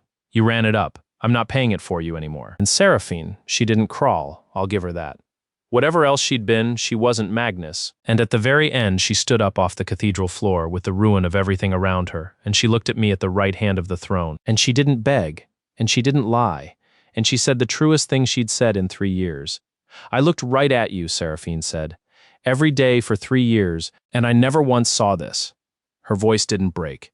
It had gone past breaking into something flat and final. You were the most valuable thing in every room I ever put you in, and I traded you for a jaw and a fake pact because you made it look easy. And I decided easy meant cheap. That was the mistake, not the betrayal. The betrayal was just what the mistake looked like when it moved. She took a breath. I'm not asking you to take me back. I read the room. I finally read the room. Rael, 3 years too late, the way I did everything too late. A pause. I just wanted to say it out loud once where you could hear it. I was wrong about what you were worth. I'll know that every day for the rest of my life. That's my bill. I'm not asking you to pay it either. It was the closest thing to grace anyone in that family ever showed me. And I want to tell you it moved me, that I softened, that some door cracked open. It didn't. That's the last hard thing I have to tell you about revenge. And it's the truest. When it's complete, you don't feel vindicated. You feel finished. The wound that spent 30 years running the whole engine of your life just quietly closes. And behind it, there's nothing dramatic at all. Just a flat, clean, enormous relief. And the sudden strange lightness of a man who has finally stopped carrying a thing he'd carried so long he'd forgotten it had weight. I know you were wrong, I said. Not warm. Not cruel. Just true, the way the books are true. You don't need me to forgive you for it, and I'm not going to. Because forgiveness would make it about me again, and it stopped being about me the moment I stopped agreeing I was worthless. Go live your life, Seraphine. It's a smaller one now. You'll have plenty of room in it to know exactly what you know. I stepped back from the edge of the dais. Goodbye. I didn't turn away from her that time. I'd gotten so good at turning away that turning away had become its own kind of flinch, and I was done flinching. I just held her gaze until she understood there was nothing left in it for her. And then she nodded. Once. And she gathered what was left of her family off the cathedral floor, and she led them out of the reckoning court. And I watched them go all the way, right to the door, with my head up and my eyes open and my hands perfectly still. That's how you know it's really over. Not when you can walk away, when you can watch them leave. There was someone I did need to turn toward, though. Someone I hadn't seen in weeks, who had nothing to do with pits or packs or thrones, and who was, when I finally surfaced back into the mortal world that evening, sitting exactly where I knew he'd be, in the little kitchen of the little flat the Ashcrofts had grudgingly let him keep, playing solitaire, losing on purpose out of 40 years of habit. Tobias looked up when I came in, and his old face did something none of the powerful faces in this whole story had managed. It just got happy. Uncomplicated, unafraid, no arithmetic behind it at all. There he is, Tobias said. The papers are saying the Ashcroft house collapsed, whole empire gone in a week. And you turn up in my kitchen looking like a man who slept for the first time in 8 years. He set down his cards. You did something, didn't you? Something enormous. You've got the look you had at 9, right before you'd cleaned out the whole staff at cards. I did something enormous, I admitted, and sat down across from him. And it was the first time I'd sat down and not immediately started reading the room in longer than I could remember. I read the fine print. Turns out it went all the way down. Turns out I did too. Course you did, he said it like it was obvious. Like it had always been obvious. I told you that when you were 7, nobody who reads people the way you do comes from nothing. Nothing doesn't need to learn to read the room. Only somebody who's been sold cheap ever learns to see what a thing's really worth. He picked his cards back up. You hungry? I've got the makings of the eggs you liked. The way I made them when you were small and the house wouldn't feed you proper. And that, a 40-year driver making eggs for a kid the world had thrown away. In a small kitchen, while an empire burned in the papers and a demon queen ran the accounts of creation and waited for me to come home. That was the only moment in this entire story that made my eyes do something I'm not going to describe. Because the man taught me to lose at cards on purpose, and I'd rather lose than admit it. Yeah, I said. I'm hungry, Tobias. Make the eggs. He was the only one in the end who'd seen me the whole time. Everyone else had to be shown. Tobias just knew and fed me and asked for nothing. And that's the whole reason he was the first name I struck off the ledger of the damned and the last name that will ever come off it. Some debts you're glad to owe forever. Valeth found me there later because of course she did. She'd read me all the way down too, and she knew that a man who'd just dethroned the pit would go first to a kitchen that smelled of eggs. She stood in the doorway of the little flat, uncrowned, unchained, the free fire of her filling a room that had never held anything grander than a card game. And Tobias looked at her and looked at me and said, dry as anything, this the demon queen then? The papers left her out. She's taller than I pictured. Tobias, I said. Valeth, Tobias. He's untouchable, he taught me everything, and he makes better eggs than anything in your entire pit. I know who he is, Valeth said. He's the first exemption you ever haggled out of me. Before the girl. Before your own out clause. The very first thing you asked for, standing in the deepest office in existence with your soul unpledged, was to protect an old man who'd been kind to you. She looked at Tobias with the banked fire gone soft. That's when I decided to keep you, Rael. Not the ledger reading. That. A man who spends his first breath of freedom protecting the person who was kind to him. When he had nothing, that man will never be a Malphas, no matter how much power you hand him. A pause, and the dry edge came back. It's also, from an asset management perspective, extremely inconvenient, because it means I can't threaten anyone you love to keep you in line. That was the idea, I said. I read your contract. I structured mine to be unblackmailable. You noticed? I noticed the day you signed it, she said. I've been quietly furious about it for a month. It's my favorite thing anyone's ever done to me.